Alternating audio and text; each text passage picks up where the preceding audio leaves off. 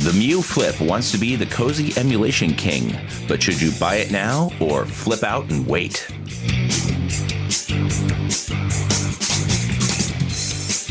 8-bit joystick. Okay, let's be real. Retro gamers love the Miyoo Mini and the Miyoo Mini Plus. They're adorable, they're powerful, and they let us play our favorite retro games on the go as a Linux-powered handheld emulator. But let's face it, it was time for an upgrade. Enter the Miyoo Flip. This ain't your grandma's Game Boy. I got my unit on Amazon for $89. I pre-ordered it in late December and it just showed up in early February. It's a bit more than the prior systems, but you get so much more power. The included arcade games worked great, as did the Atari Lynx and Atari 7800. The Sega Dreamcast worked like an absolute dream. It fully recognized the rumble and analog controllers, and everything ran smooth and fun.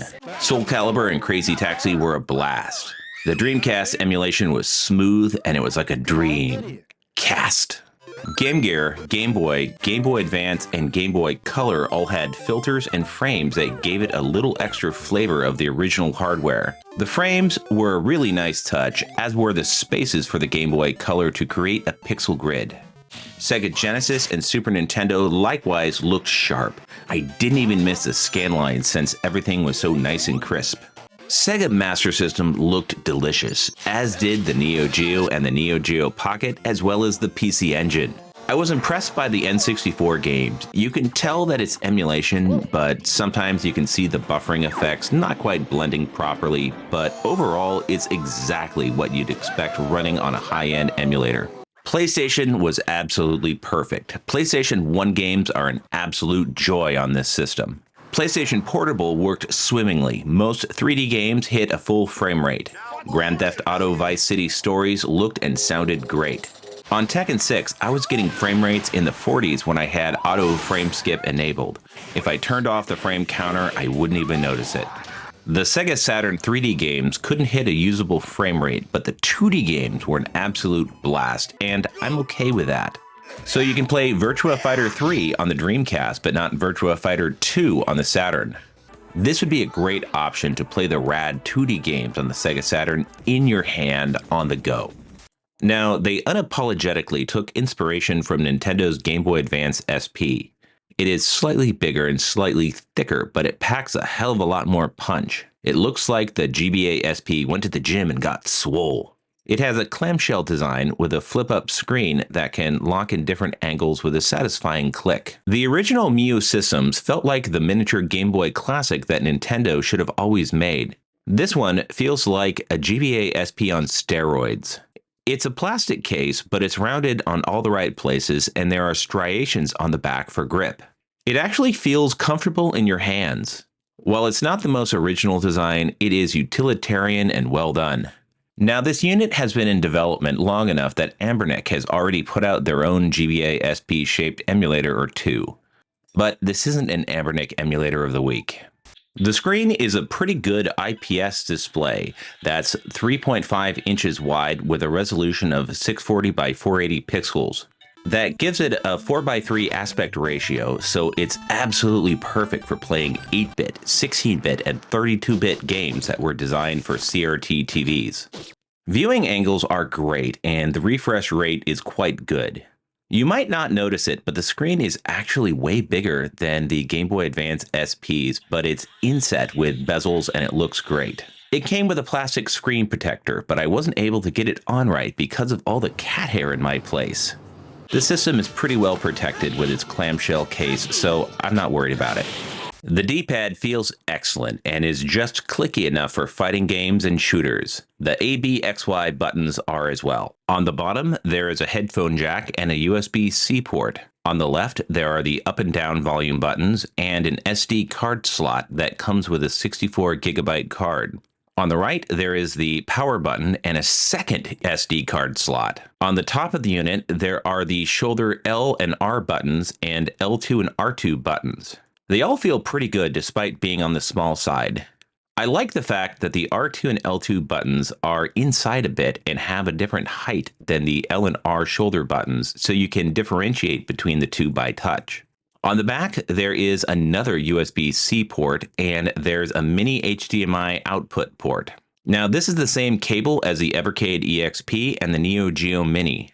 Considering how small this unit is, this is the first time that I was perfectly happy with the mini HDMI port and not a full-size HDMI port. This feels totally perfect in your pocket. I went to see the Rose City Rollers and I found myself joyfully clicking the shoulder buttons while my hands were in my jacket pocket. It is so pocketable, it's practically begging to be taken on adventures, or at least to the grocery store.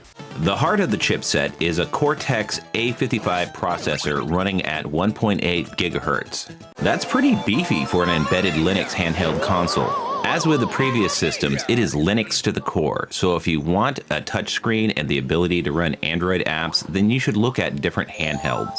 But the fact that they included 1 GB of RAM is a huge upgrade over 8 times the previous Miyoo systems, and it really allows for more impressive emulation that can take advantage of the CPU. That's enough RAM to run a small country, or at least a really big spreadsheet.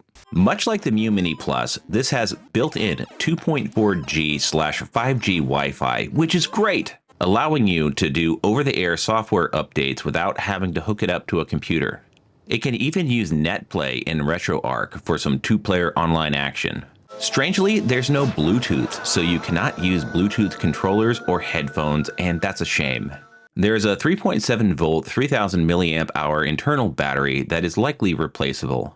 Strangely, the USB-C port on the top of the unit is for external USB controllers only, and you cannot charge the unit from the top USB port. There is a vibration motor for rumble, and it was almost a little too strong for playing Crazy Taxi in the Dreamcast emulator. It was an absolute joy to play Star Fox 64, and the rumble worked as soon as I set the virtual controller pack to rumble instead of memory in the core settings in the emulator. Likewise, initially I couldn't get the analog controls to work in the PlayStation emulator until I realized that the virtual controller was set to a standard PlayStation pad and not the DualShock controller. Once you learn a little bit about RetroArch, you can configure the emulators on the go easily through the RetroArch menu without having to quit your game, and that's a big plus. Now, one feature that I'm actually really excited about is the additional SD card, so you can fill up with ROMs without having to mess with the operating system card. However, I couldn't quite get it to recognize my new card. I saw in other YouTube videos that they said to format your card to FAT32, and I did that, and then to copy over your game directory from the other card and put your own ROMs into it, and I did that, but I still can't get it to see the additional card. I'm sure that there is some step that I'm missing, and there's probably a secret handshake that I need to learn. Playing games over HDMI just did not work. If you plug in an HDMI mini cord, it causes the system to reboot, and then it boots up as an HDMI device. I was not able to get any games or emulators to work via HDMI. They just quit and went back to the main screen. It will connect to an HDMI display, but the games do not run, which is annoying because it's a major feature of the system. So the user interface for both Emulation Station and RetroArch worked. However, none of the games do via HDMI, which is troubling because I would like to use it to capture footage for this channel. I'm making this video in early February of 2025, and the only software that's currently available for the Miyoo Flip is a stock operating system and packages. The previous Miyoo Mini and Miyoo Mini Plus were truly elevated by a custom fan-made software package called Onion OS, which smoothed out a lot of the rough edges and led to one of the best gaming experiences on the planet for playing retro games with ease and convenience. It took running retro games in emulation to a whole other level of convenience and compatibility. Onion OS is the secret sauce that makes the Miyoo sing, or rather, beep boop in 8-bit harmony. Both the stock Miyoo operating system and Onion OS are based on Linux as an operating system and RetroArch as an emulation platform. The stock OS is usable at times, but the pieces don't quite fit together with the high degree of polish as Onion OS. For example, the PlayStation Portable emulator is initially set to Chinese while the rest of the operating system is set to English, and I had to use Google Translate to find the English options. The other thing is Onion OS enabled an incredible level of compatibility with a huge selection of game systems that were not supported by the stock OS. No ColecoVision, SG-1000, or Virtual Boy until Onion OS comes to the Miyoo Flip. The system comes with a 64GB card with the operating system. Also, there's a selection of games that they do not have the legal rights to. But I did find it amusing that there are no games from a Nintendo system because Nintendo is still in the habit of suing ROM sites and emulator makers. So it's loaded up with Sega games, Atari games, Neo Geo games, and such. You have to add your own Nintendo ROMs. They're clearly afraid of the Nintendo lawyer ninjas. They did include the Famicom Disk System BIOS file, but no Nintendo game ROMs to run on it. The people behind the default Miyoo software distribution are big into Chinese language games and shoot-em-ups because they're overly represented, and that's fine. You can do Tate mode. It would be a little hard to hold with a flip screen, but you can do it. They have included quite a bit of Linux ports for games that they clearly do not have the rights for. There is Celeste, Garden Story, Sonic Mania, Stardew Valley, and the original Wipeout. So they clearly were worried about being sued by Nintendo, but not various indie game makers. There is also the Chinese language version of Half-Life 1 for Linux, which actually runs really well. I'm tempted to play through Half-Life 1 in Chinese when I'm done with this review. There is a Chinese video player called Wili Wili, and I actually enjoyed watching some food porn and brain rot videos. I don't know what was up with all the text over the videos. I thought it was disappointing that none of the video playback software could play an MP4. There was just so much of this software that was unfinished and crashed when you tried to use it. If you have a lot of experience with handheld emulators running Linux, then you could definitely handle getting it now. But if you are used to the comfortable Onion OS experience, then it's a little jarring to go back to the original stock Miyoo operating system. Right now, it's a little hard to get one because all the early adopter hacker nerds want one. Right now, there's a good chance that it's going to be hard to get, so that's another good reason to hold off until the systems are easier to get. The hardware for the Miyoo Flip is truly next-generation strength and represents a huge upgrade in hardware power. However, having to go back to the stock OS is 3 steps backwards from Onion OS. The hardware is excellent, but if you're used to Onion OS, you might want to wait until it's fully supported. Hey, thank you very much for watching this video, and it would really help out if you would subscribe to this channel because we make awesome videos like this each week. And you should absolutely hit the like button because it tells the AI YouTube overlords that you like this video. This is 8-Bit Joystick. Stay awesome. Play retro.